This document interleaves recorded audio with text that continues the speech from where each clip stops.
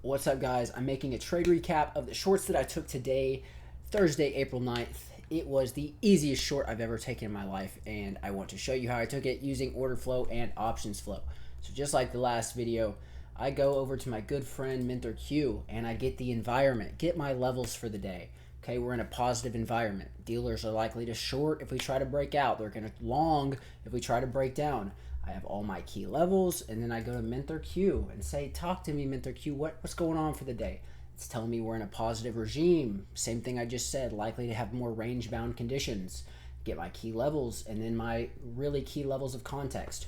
Put support at 25,020, call resistance at 25,100, suggesting a compressed range with dealers maintaining both upside cap and downside floor, consistent with positive gamma behavior. So before I even look at the charts, I'm likely to see some compression. I got call resistance at 25,100 and put support at 25,020. They're 80 points away from each other. That suggests that there's going to be some kind of compression today. And then when I look at the charts and I see, oh, we have been pretty compressed, pretty range bound the last couple days, and then I see that the options positioning is aligning with that as well. Yeah, I'm looking to trade from those levels and align them with value areas. That is the most significant thing that I can do. Looking at the overnight, I can identify my value area high, my value area low. Looking at yesterday's cash session, I can identify value area high, value area low, and then look at the previous day when we had this crazy news pump. Okay, I can still identify that we've been ranging up here. And so what I like to do when you can identify a range is compress the profiles. Why would I have 3 different value areas when I can just draw them out in one? So if I compress the value area range of the overnight with cash session and then one more time, cool, I got my key levels.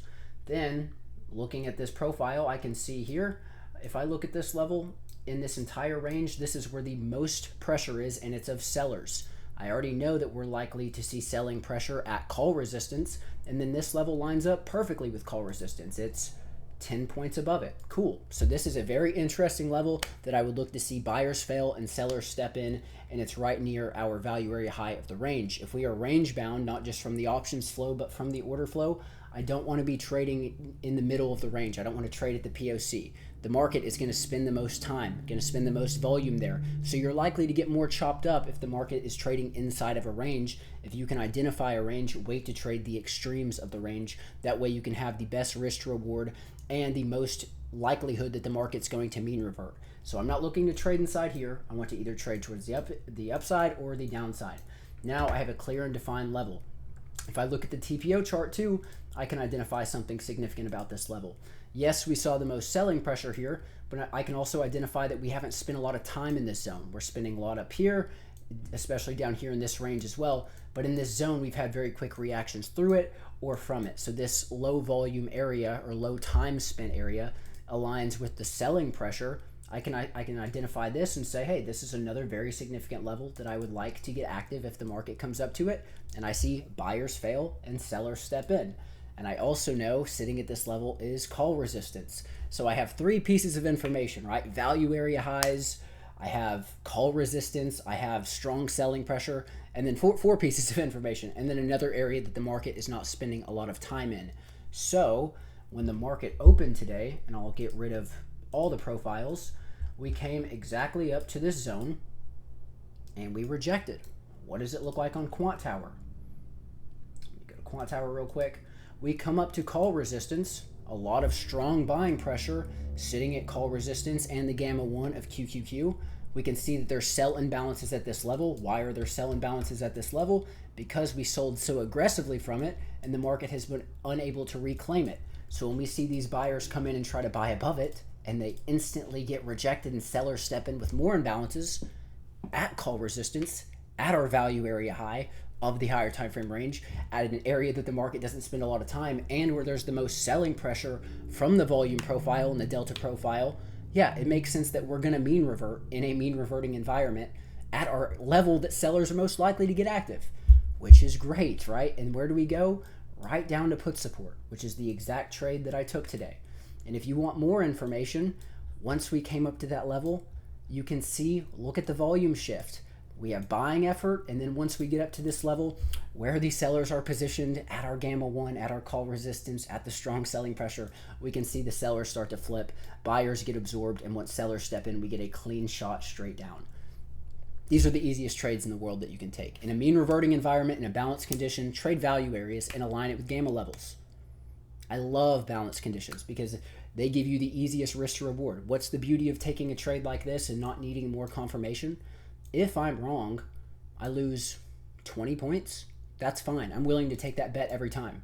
But I hit a 4R within 15 minutes and I'm done for the day. Easiest trade that I can take in the world. Now, I want to show you this. What happens once the market did finally break through this level?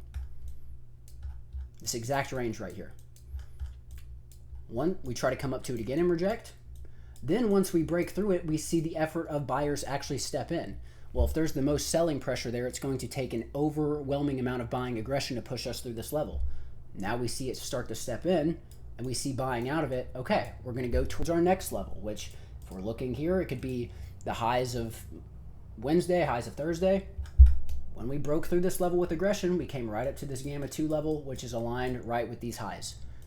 But you're not going to see an acceptance in a range-bound environment until the volume is there to back it up. And once the volume did come in towards the latter half of the day, we did see it. We broke through with buying aggression, tried to come retest, and buyers were passively defending it, and we saw buying pressure out of it. Yeah, we're going to go up to the next level. But until there is acceptance, until there is volume showing me that the auction is trying to auction higher or lower, I'm looking to play the range, and I will just play the range-bound conditions. But if you didn't catch the shorts at the lows, or the long, or the shorts at the highs, or the longs at the lows, once you get this acceptance, retest, buying out of it, cool. Trade towards the next level. But these are the easiest trades that you can take, guys. Options flow telling me that we're balanced, the order flow showing me we're balanced, aligning the gamma levels with the selling pressure, and then see buyers fail and selling stepping in. Doesn't take much to use that analysis. And once it happens, you get a clean drop straight to your TP. So that's a pretty quick trade recap. It doesn't take too much to realize how good of a trade this was, but if you guys aren't using Mint or Q, I recommend it, because if you can identify your value areas and your levels and see the pressure of the volume there and then add dealer positioning with it, you're going to be taking these kind of trades every single day. So another trade recap is done. I will continue posting these, and if you guys have any questions, leave them in the comments, and I will see you in the next video.